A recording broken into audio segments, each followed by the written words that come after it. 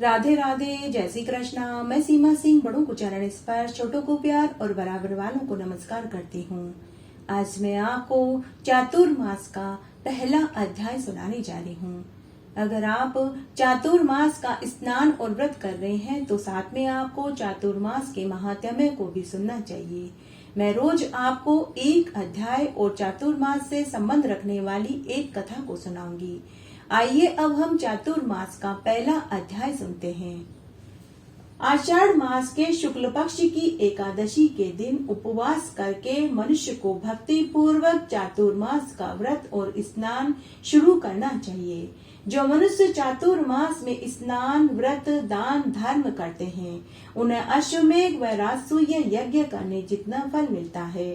इन 4 महीनों में सावन, भादवा, आसोज व कार्तिक का मास आता है। इन 4 महीनों में ब्रह्मचर्य का पालन करना, अपनी मन पसंद वस्तु का त्याग करना, पत्तल में भोजन करना, चप्पल जूते न पहनना, केश न कटवाना, दाढ़ी मूछ न बनवाना और मौन व्रत धारण करना और दान पुण्य करना शामिल है। चातुर्मास का स्नान व व्रत सभी व्रतों में उत्तम बताया गया है। ब्रह्मचर्य से बढ़कर उत्तम तप और कोई हो ही नहीं सकता। जो मनुष्य चातुर्मास में अपनी किसी प्रिय वस्तु का त्याग करता है तो उसे इसका अक्षय कोटि गुना फल मिलता है। जो व्यक्ति चातुर्मास में गुड़, चीनी, मिठाई का त्याग करता है उसके संबंध सबसे मधुर रहते हैं। जो तांबूल, पान, सुपारी का त्याग करते हैं उसे भोग विलासिता के सभी सुख सुलभ होते हैं। जो दूध, दही का त्याग करते हैं उन्हें गोलोक की प्राप्ति होती है। जो नमक का त्याग करते हैं उनके शत्रुओं में कमी और मित्रों में वृद्धि होती है।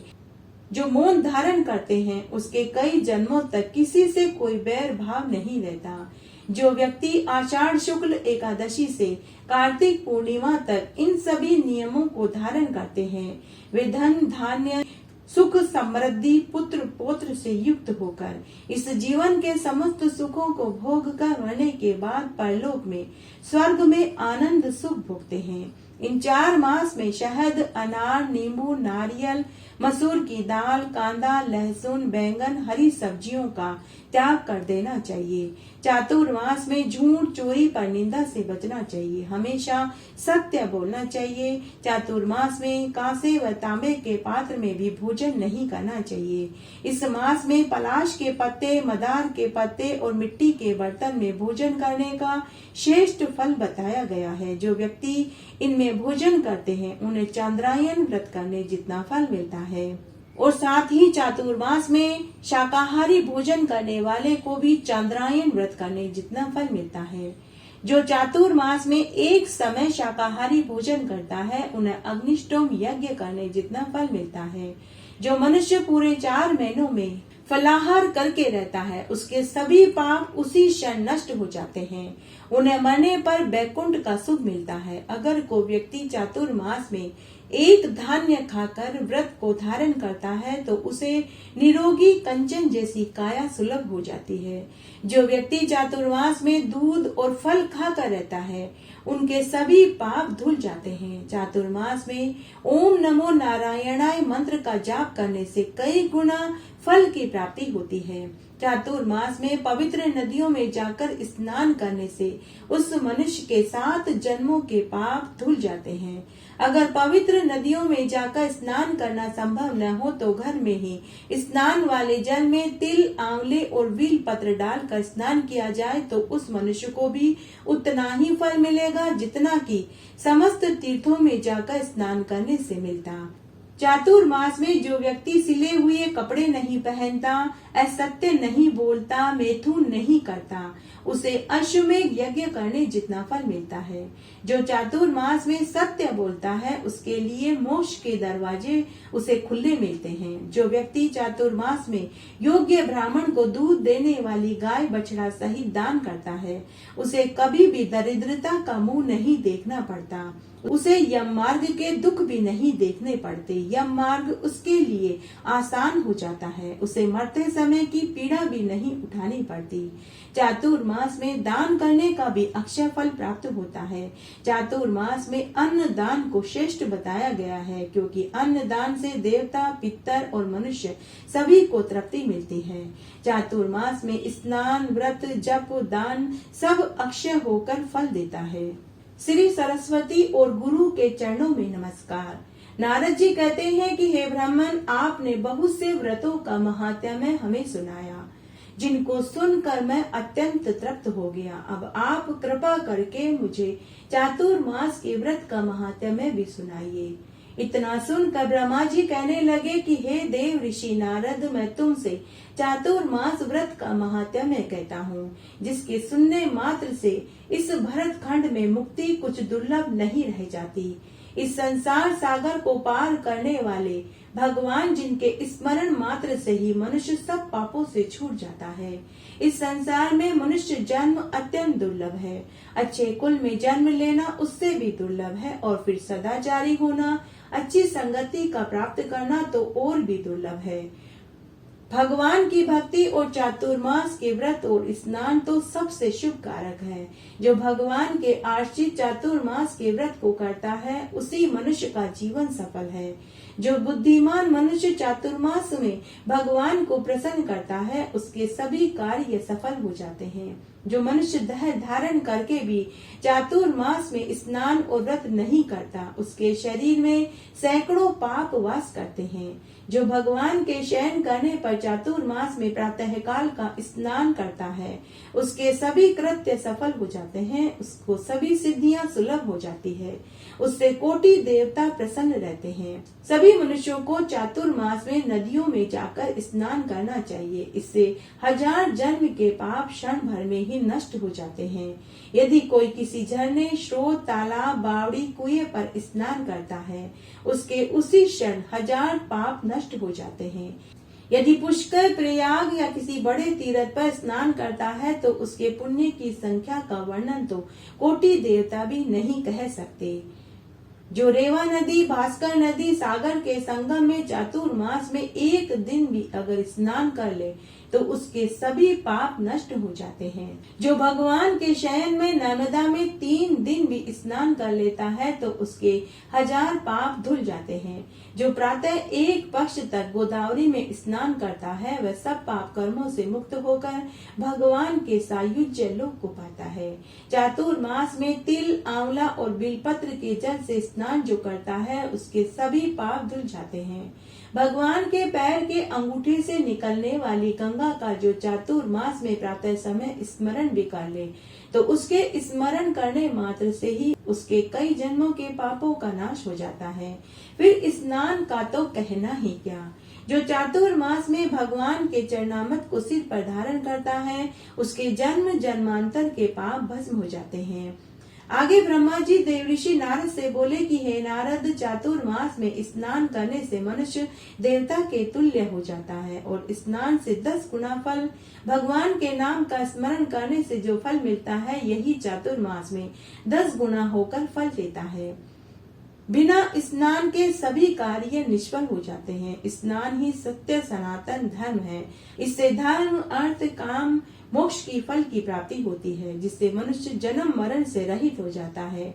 चाहे अध्यात्म विद्या के जानने वाले हों या वेदों के पारगामी हों या कितने ही बड़े दानी क्यों न हो, बिना स्नान किए शुद्ध नहीं होता। जो मनुष्य स्नान करके अपनी देह को भगवान के आश्रित करता है, उसकी सभी क्रियाएं सफल हो जाती है और पूर्ण फल देने वाली होती है। सब पापों के नाश और देवताओं को प्रसन्न करने के लिए चातुर्मास में स्नान करना चाहिए, क्योंकि इससे पापों का नाश हो जाता है। प्रातः समय उठने अथवा ग्रहण के पश्चात मनुष्य स्नान किए बिना शुद्ध नहीं होता। यदि स्नान की शक्ति न हो तो भस्म से ही स्नान कर लेना चाहिए, क्योंकि भगवान के नाम का स्मरण तथा चरणामृत बिना स्नान के नहीं लेना चाहिए। जो विशुद्ध आत्मा चातुर्मास में स्नान करके नारायण के दर्शन करता है, पूजन करता है, उसी का जीवन धन्य है। तब नारद मुनि ब्रह्मा जी से बोले कि हे पितामह, आप मुझे चातुर्मास में भगवान के पूजन का महात्म्य सुनाइए। तब ब्रह्मा जी बोले कि हे देव ऋषि नारद, तुमने बहुत उत्तम प्रश्न किया है। जो मनुष्य सच्ची लगन, निस्वार्थ भाव व सच्ची श्रद्धा से चातुर्मास में भगवान का पूजन करता है, उसके सभी दुख उसी क्षण दूर हो जाते हैं। उसके ऊपर भगवान का आशीर्वाद हमेशा बना रहता है। लेकिन अगर कोई हंसी मजाक में भी भगवान का पूजन चातुर्मास में कर लेता है तो उसे भी परम पद की प्राप्ति होती है। हे नारद, इस संबंध में मैं तुम्हें एक पौराणिक कथा सुनाता हूँ। एक बार कालिंदी पर्वत पर बसे दीर्घपुर नगर में सुबाहु नाम का राजा राज्य करता था। वह राजा बड़ा ही पराक्रमी, धार्मिक, प्रजापालक और गो भक्त, ब्राह्मणों, योग्य पंडितों का रक्षक था। लेकिन उस राजा के एक पुत्र था जिसका नाम धूम्रकेश था। वह चोर, जुआरी, मांस मदिरा का सेवन करता था, पर स्त्रीगामी था। नगर के सभी लोग राजा के उस पुत्र से परेशान थे। रोज नगर का कोई न कोई व्यक्ति राजा के पास आकर उसके पुत्र की शिकायत करता था। राजा ने अपने पुत्र को प्यार से डांट डपट कर सब तरह से समझाया बुझाया, लेकिन वह नहीं माना। अपने पिता की बात का उसके ऊपर कोई असर नहीं पड़ा। तब एक रात्रि राजा का पुत्र धूम्रकेश नगर के एक ब्राह्मण की पत्नी के साथ भोग विलास करने लगा। तब उसका पति राजा के पास फरियाद लेकर गया। जब राजा ने अपने पुत्र की ऐसी हरकत सुनी तो राजा ने उसी क्षण अपने पुत्र को देश निकाला दे दिया।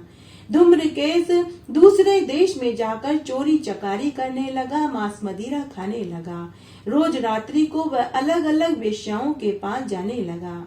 इस तरह भटकते भटकते एक दिन वह धूम्रकेश वृंदावन धाम में पहुंच गया।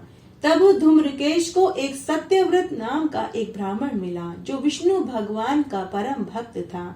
उसने भी अपना घर बार छोड़ दिया और चातुर्मास में भगवान कृष्ण का पूजन करने लगा। वह सत्यव्रत ब्राह्मण पूरे चातुर्मास में वृंदावन धाम में यमुना नदी के किनारे बैठकर भगवान की स्तुति करता था। तब धूम्रकेश उस ब्राह्मण को स्तुति करते हुए देखता था। वह ब्राह्मण ओम नमो भगवते वासुदेवाय मंत्र का जाप करता और बीच बीच में बोलता कि हे दामोदर, इस दुख रूपी समुद्र में डूबे हुए मुझ दीन की रक्षा करो। जैसे आपने कुबेर के पुत्र नल कुबेर की और मणिग्रीव को वृक्ष योनि से छुड़ाया था, वैसे ही हमको भी भव सागर से पार लगाना। हे यशोदा पुत्र, हे राधा कृष्ण, हे गोविंद, हे मुरारी, आपको नमस्कार है।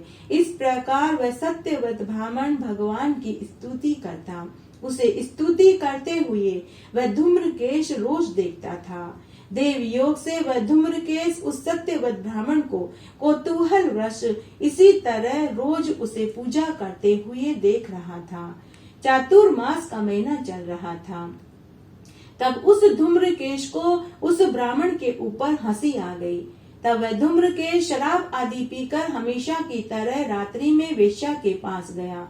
वहां वेश्या के पास जाकर उस धूम्रकेश ने सत्यव्रत ब्राह्मण की स्तुति का मजाक उड़ाया और ब्राह्मण की पूजा की नकल उतारने लगा। इस तरह समय बीतने लगा। तब एक बार की बात है, धूम्रकेश मृत्यु को प्राप्त हो गया। तब यमराज के दूत उस धूम्रकेश को पापी समझकर यमराज के पास ले गए। यमराज ने जैसे ही धूम्रकेश को देखा तो यमराज आसन से खड़े हो गए और यमराज ने धूम्रकेश का आदर सत्कार किया। और यमराज अपने दूतों को धमकाते हुए बोला कि अरे, यह तो विष्णु भक्त है, यह नरक का नहीं स्वर्ग का अधिकारी है, तुम इसे नरक में लेकर के क्यों आए। तब धूम्रकेश यमराज से बोला कि हे यमराज जी, बड़े ही आश्चर्य की बात है। मैंने पूरी उम्र चोरी चकारी करी, बड़े बड़े पाप किए, फिर मुझे किस पुण्य के प्रभाव से वैकुंठ का वास मिल रहा है।